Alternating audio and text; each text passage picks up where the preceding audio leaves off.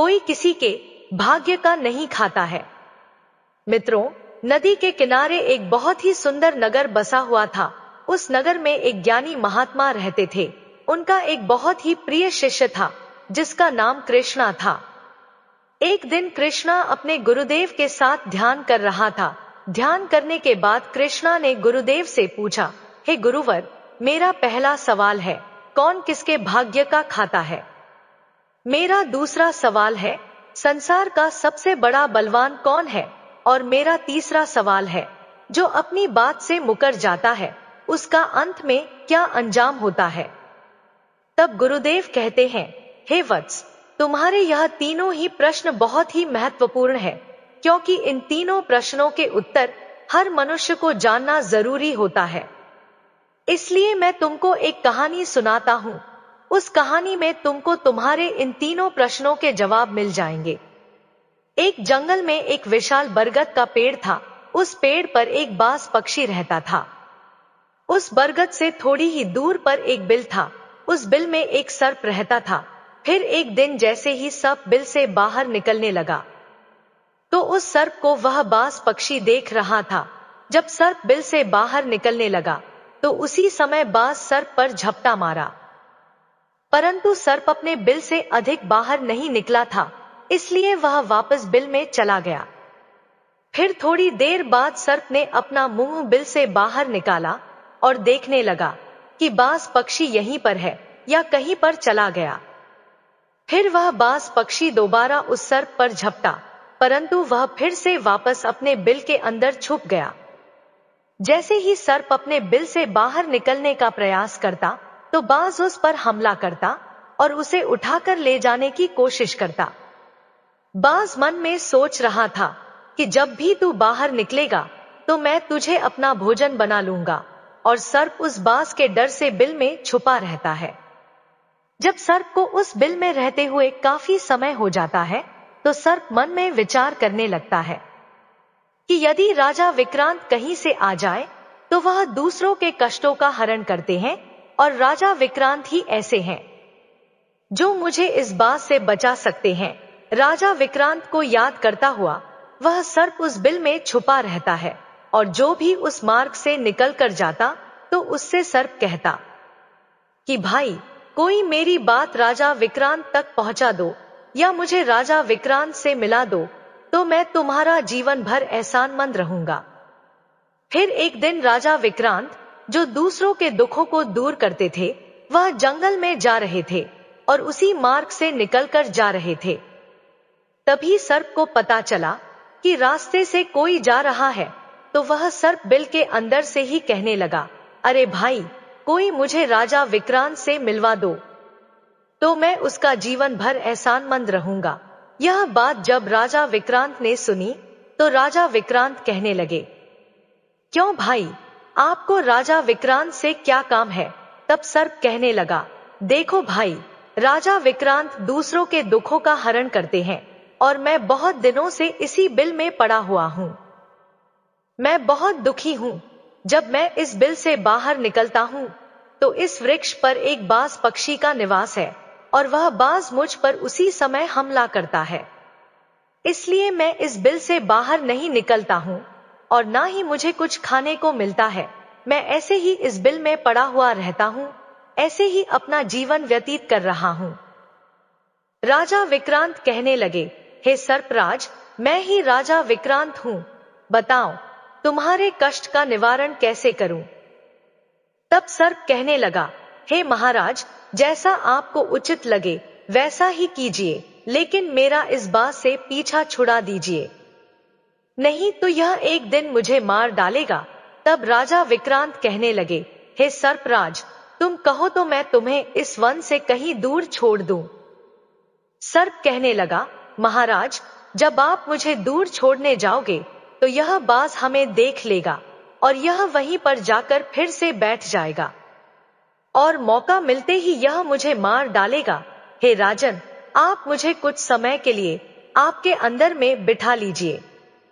आप अपने पेट में बैठने के लिए मुझे स्थान दे दीजिए, तब इस बाज को पता नहीं चलेगा कि सर्प कहाँ गया, और तब मैं आपके साथ इस वन से बहुत दूर चला जाऊंगा और आगे जाने के बाद मैं आपके पेट से बाहर आ जाऊंगा। तब राजा विक्रांत कहने लगे, ठीक है सर, आज आप मेरे पेट में प्रवेश कर जाइए। राजा विक्रांत अपना मुंह खोल देते हैं और वह सर्प राजा विक्रांत के पेट में प्रवेश कर जाता है और राजा विक्रांत के पेट में जाकर बैठ जाता है। जब राजा विक्रांत वन में आगे गए और आगे काफी दूर पहुंचने के बाद उस सर्प से कहने लगे कि हे नागराज, अब आप मेरे पेट से बाहर आ जाइए। अब यह सुनसान वन है, इसमें कोई बाज आपको परेशान नहीं करेगा। यह बात सुनकर नागराज कहने लगा, नहीं महाराज, अब मैं आपके पेट से बाहर निकलने वाला नहीं हूँ। राजा विक्रांत ने कहा, क्यों भाई, आपने तो मुझसे यह वादा किया था कि आप मुझे आगे सुनसान वन में छोड़ देना। मैं आपके पेट से बाहर निकल जाऊंगा। अब क्या हुआ, सुनसान वन आ गया। अब आप बाहर निकलिए। सांप कहने लगा, देखो महाराज, जैसा रहने का आनंद आपके पेट में है वैसा उस बिल में नहीं मिलता। अब मैं तुम्हारे पेट से कभी बाहर नहीं निकलूंगा। राजा विक्रांत मन में सोचने लगे, यह तो बड़ा ही दुष्ट सर्प है, अब मैं क्या करूं। और अब उसके जहर के प्रभाव से महाराज विक्रांत के पूरे शरीर से कोढ़ फूटने लगा और महाराज विक्रांत के शरीर से कोढ़ निकल आया। राजा विक्रांत मन में सोचने लगे कि अब मैं यदि राजधानी को वापस जाऊंगा तो यह अभी संभव नहीं है, क्योंकि मैं इस वक्त कोढ़ी हो गया हूं और मुझे इसी वन में रहकर इस नागराज से भी छुटकारा पाना है। यह सोचकर महाराज विक्रांत एक पेड़ के नीचे झोपड़ी बनाकर सो जाते हैं। उनके शरीर से कोढ़ टपकने लगा और बदबू आने लगी, जो कि सर्प का जहर था। सर्प कुंडली मारकर राजा विक्रांत के पेट में बैठा हुआ था। राजा विक्रांत उस वन में एक कोढ़ी की हालत में पड़े हुए थे। अब इधर उन्हीं के समय एक प्रसिद्ध जनपद था। श्रावस्ती नगरी के महाराजा थे श्रीध्वज। महाराज श्रीध्वज की 3 पुत्रियां थी और राजा श्रीध्वज बड़ा अहंकारी और बड़ा ही अभिमानी था। फिर एक दिन उसने अपनी तीनों बेटियों से पूछा, बताओ पुत्रियों, तुम किसके भाग्य का खाती हो। फिर उनमें से 2 बेटियां तो राजा के डर से कहती हैं, पिताजी, हम तो आपके भाग्य का ही खाते हैं। परंतु उनमें से राजा की एक सुरेखा नाम की बेटी थी। वह अपने पिता से कहती है, नहीं पिताजी, मैं किसी के भाग्य का नहीं खाती हूँ, मैं तो केवल अपने ही भाग्य का खाती हूँ। उस बेटी की बात सुनकर राजा को बहुत क्रोध आया। राजा ने उसी समय नाई और ब्राह्मण को बुलाया। राजा नाई और ब्राह्मण से कहने लगा कि मेरी इन दोनों बेटियों का रिश्ता तो आप किसी राजा के यहाँ करके आइए, और जो यह बड़ी वाली बेटी है इसका रिश्ता किसी कोढ़ी, कलंकी या जिसके हाथ पैर ना हो उसके साथ करके आइए। फिर राजा का आदेश मिलते ही नाई और ब्राह्मण उन तीनों बहनों का रिश्ता करने के लिए चल देते हैं। उन्होंने राजा की दोनों छोटी बेटियों का रिश्ता तो राजवंशों में कर दिया, परंतु तीसरी बड़ी बेटी के लिए वर ढूंढते ढूंढते वे उसी वन से निकलकर जा रहे थे जिस वन में राजा विक्रांत अपनी झोपड़ी में कोढ़ी के रूप में पड़े हुए थे। उनके शरीर से कोढ़ बह रहा था। तो राजा विक्रांत को देखकर नाई और ब्राह्मण आपस में कहने लगे, इससे अच्छा तो कोई व्यक्ति हमें नहीं मिलेगा, इसीलिए इसके साथ ही राजा की लड़की का संबंध करके चलते हैं। फिर राजा विक्रांत के साथ नाई और ब्राह्मण ने राजा श्रीध्वज की लड़की सुरेखा का विवाह तय कर दिया और राजा ने भी बहुत जल्दी ही सुरेखा को उस वन में ले जा करके वहीं उस कोढ़ी राजा विक्रांत के साथ उसका विवाह संपन्न कर दिया। राजा विक्रांत जैसे महापराक्रमी राजा समय की चपेट में आ गए और एक कोढ़ी का जीवन गुजार रहे थे। वह लड़की बड़ी ही पतिव्रता थी। वह अपने पति राजा विक्रांत की सेवा करती थी और वह दोनों छोटी बहनें जो थी वह बड़े बड़े राजाओं के घर में गई तो वह तो आराम की जिंदगी जी रही थी, लेकिन सुरेखा राजा विक्रांत के साथ दुखी जीवन काट रही थी। कहते हैं, जो अपने नियम और सिद्धांतों पर रहता है और जो धर्म का पालन करता है, ईश्वर हमेशा उसे सुखी रखना ही पसंद करता है। भगवान उसे हमेशा आनंद प्रदान करता है। इसलिए उस झोपड़ी में रहते रहते सुरेखा को राजा विक्रांत के साथ बहुत दिन बीत जाता है। उस झोपड़ी के पास एक पीपल का वृक्ष था और उस वृक्ष के नीचे एक दूसरे सर्प का बिल था। एक रात राजा विक्रांत सो रहे थे और रात्रि का समय था, तो सुरेखा महाराज विक्रांत की सेवा कर रही थी। उसी समय उस बिल से एक सर्प बाहर निकलता है और बाहर निकलकर जो राजा विक्रांत के पेट में सर्प था उस सर्प से कहने लगता है, अरे दुष्ट, अपने वचन से मुकर गया। तूने तो महाराज विक्रांत से कहा था कि मैं दूर वन में जाकर तुम्हारे पेट से बाहर निकल जाऊंगा, और तू ऐसे परोपकारी राजा के पेट में जाकर बैठ गया। तुम्हारे जहर के कारण राजा के पूरे शरीर से कोढ़ निकल आया है। अरे तुझे शर्म नहीं आई कि तूने कितना गलत काम किया है। इतने समय में राजा विक्रांत ना जाने कितने ही जीवों का दुख दूर करते। वह सर्प आगे कहता है, यदि कोई सुन रहा हो तो मैं तेरे मरने का उपाय बताता हूँ। यदि कोई गंगाजल लाकर इस राजा को पिला दे तो तेरे उसी समय 100 टुकड़े हो जाएंगे और मल के रास्ते से बाहर निकल जाएगा। अब राजा के पेट के अंदर बैठा हुआ जो सर्प था वह दूसरे सर्प से कहने लगा कि तेरे जैसा भी मैंने कभी नहीं देखा। धन के खजाने पर कुंडली मारकर बैठा है। यदि यह धन मानव समुदाय के कल्याण के लिए लगाया जाता तो इससे ना जाने कितने मानवों का भला होता। मैं भी तेरे मरने का उपाय बताता हूँ। यदि कोई सुन रहा हो तो कोई एक पीपा तेल गर्म करके तेरे बिल में डाल दे तो उसी समय तू नष्ट हो जाएगा, और इस बिल वाले स्थान की खुदाई करेगा तो यहाँ पर अपार धन संपत्ति निकलेगी। उस बात को सुरेखा बड़े ध्यान से सुन रही थी। सुरेखा के मन में विचार आया कि यह राजा विक्रांत है और इनके पेट में एक सर्प बैठा हुआ है। इस कारण महाराज के शरीर से कोढ़ निकल रहा है। तो वह बेचारी सुरेखा एक ऋषि के आश्रम पर पहुंचती है और उन ऋषि से अनुरोध करती है, हे महात्मा, मुझे एक गिलास गंगाजल की आवश्यकता है। ऋषि ने कहा, बेटी तुम कौन हो और गंगाजल का क्या करेगी?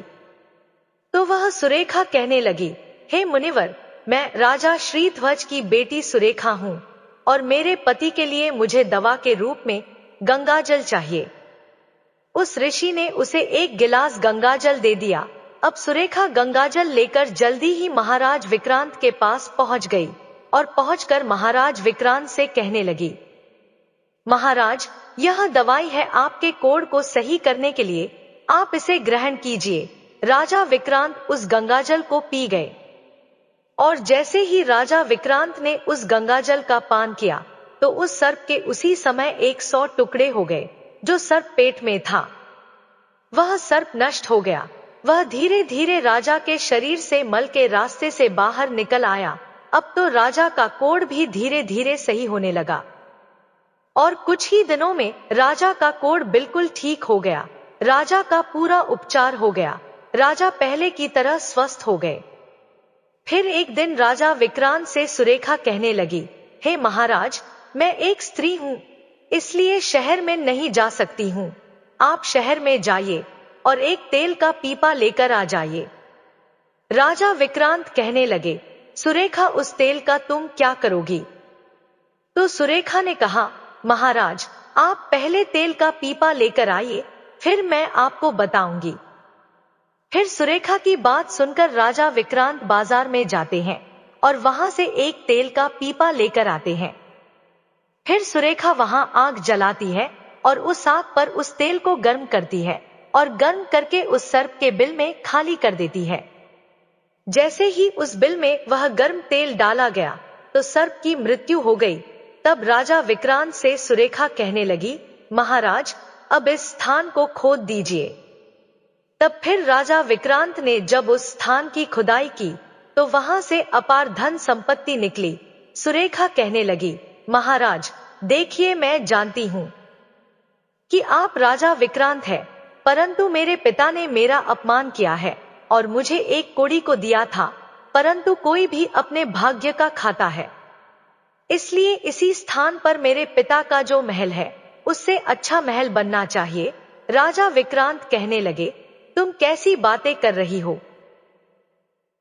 हम राजा हैं, भला यहाँ पर महल क्यों बनाएंगे?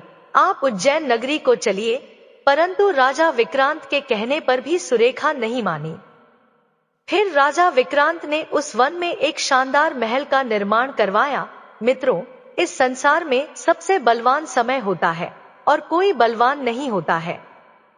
जिसका समय अच्छा होता है वह आगे बढ़ता रहता है, और जिसका समय खराब हो जाता है, जिसका समय विपरीत होता है, वह पतन की ओर अग्रसर हो जाता है।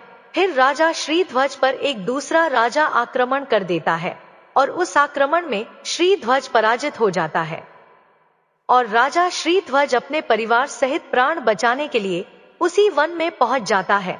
जब वन में राजा भूखा प्यासा भटक रहा था, फटे हुए वस्त्र और भूख से पीड़ित और प्यास से राजा का गला सूखा जा रहा था, तो राजा घूमते घूमते उस सुरेखा और राजा विक्रांत के महल के नजदीक से गुजरता है। तो सुरेखा अपने पिताजी को पहचान जाती है।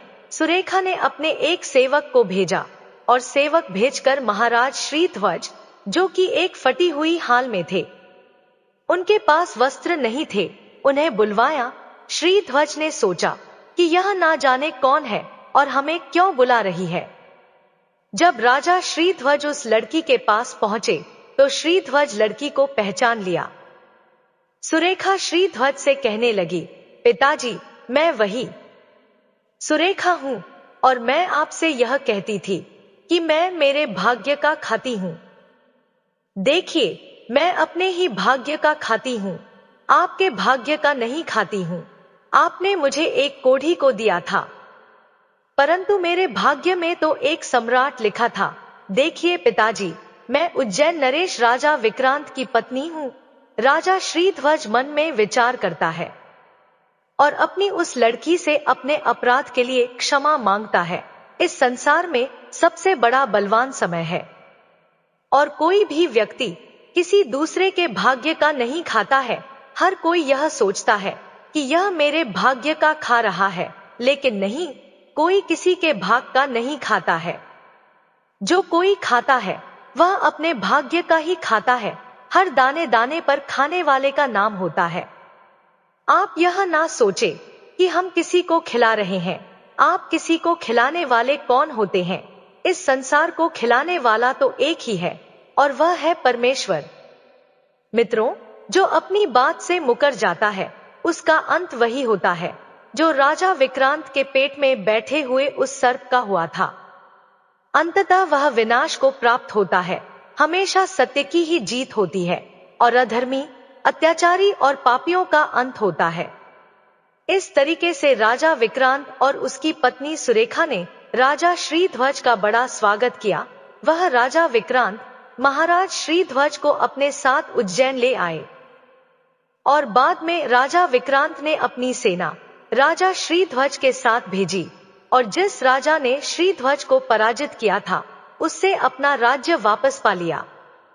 जिसकी किस्मत अच्छी होती है, जिसके कर्म अच्छे होते हैं, उसे ईश्वर कहीं ना कहीं से देता है।